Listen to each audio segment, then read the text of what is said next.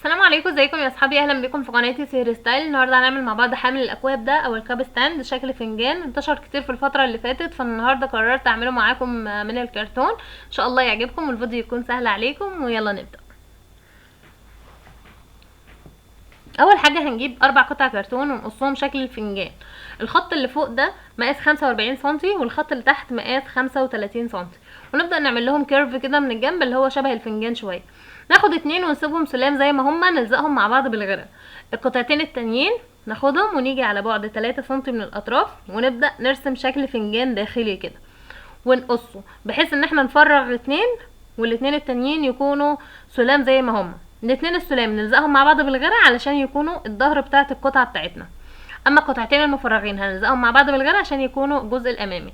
بعد كده هنقص القطع دي شكل البخار، واحده كبيره وواحده صغيره من كل قطعه 2، ونلزقهم برضو في بعض بالغيره. ونجيب قطعتين كرتون كمان مقاس 45 في 15 سنتي، وقطعتين كرتون كمان مقاس 35 في 15 سنتي. وكمان هنقص شكل الايد كده، هنبدا نرسمه عشوائي كده ونقصه.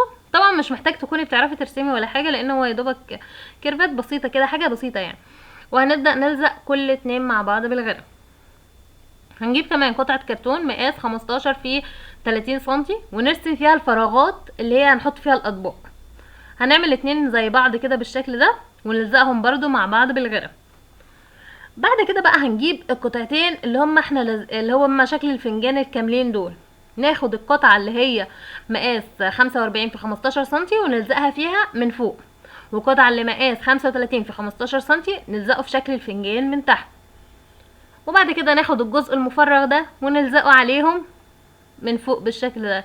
يعني نبتدي نكون شكل الفنجان زي ما هو باين كده، بدأ شكله يبان شويه.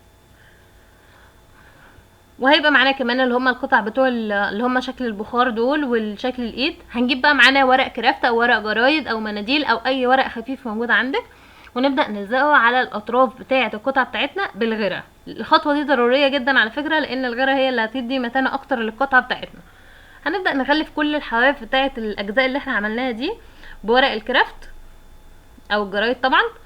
وبعد كده هنجيب بقى اللي هو الجزء اللي فرغناه للاطباق ده، ونحدد مكانه على القطعة بتاعتنا من تحت بالشكل ده، ونبدأ نقص طبقة الكرتون اللي هي اللي فوق. مش احنا لزقنا قطعتين في بعض، نلزق بقى نقطع اللي هو الطبقة الاولانية من الكرتون علشان القطعة اللي احنا عملناها تدخل جوه الكرتون من جوه. نملى الجزء اللي احنا قصيناه ده بالشمع، وناخد القطعة بتاعتنا ندخلها جوه الفتحة اللي احنا عملناها بحيث ان هي تبقى ثابته. وعشان تبقى ثابته اكتر هنجيب ورق الكرافت ونعمله بالغيره برضو على الحواف بتاعتها كده، كده تبقى ناعمه وما يبقاش، وكمان نزود متانتها بالغيره اللي احنا حطيناها. ناخد بقى الاجزاء اللي احنا عملناها شكل البخار دي ونلزقها على شكل الفنجان من فوق.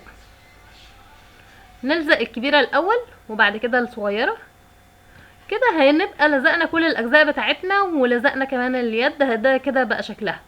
هنجيب بقى الدهان بتاعنا، ده دهان بلاستيك، انا بستخدم النوع ده، ونبدأ ندهن القطعة بتاعتنا كلها باللون الابيض. ده شكلها كده لما دهنتها كلها باللون الابيض. بعد كده تدهنيها باللون اللي يعجبك، انا دهنتها باللون البينك. بعد كده طبعت الورقتين دول من النت، طبعا هنزل لكم الصورتين دول على البيج بتاعت الفيسبوك، هحط لكم اللينك بتاعها في صندوق الوصف. وبعدين قصيت منها بقى الاشكال اللي انا عايزاها. جبت الورنيش المائي، ده ورنيش مائي او بيبقى مكتوب عليه ورنيش اكريليك. هنبدأ نلزق بيه القطع الورق الصور اللي احنا قصيناه. نحط طبقة خفيفة من الورنيش، وبعد كده نحط الورقة ونعمل فوقها تاني طبقة من الورنيش. هنلزق طبعا كل الصور بالشكل ده، ونعمل على القطع كلها برضو بالورنيش المائي عشان لو جه عليها مية ولا حاجة. العلاقات دي اسمها شماعات، هتجيبيها من عند الموان. في منها اللي هي علقه واحده بس، دي للاسف هي اللي كانت موجوده قدامي بس. ونبدا نربطها بالمسامير في القطعه بتاعتنا في الاماكن اللي انت عايزاها وبس. ثبتيها وده يبقى الشكل النهائي بتاعنا. يا رب يعجبكم. لو الفيديو عجبكم متنسوش تعملوا لايك للفيديو، سبسكرايب للقناه، واشوفكم الفيديو الجاي. باي.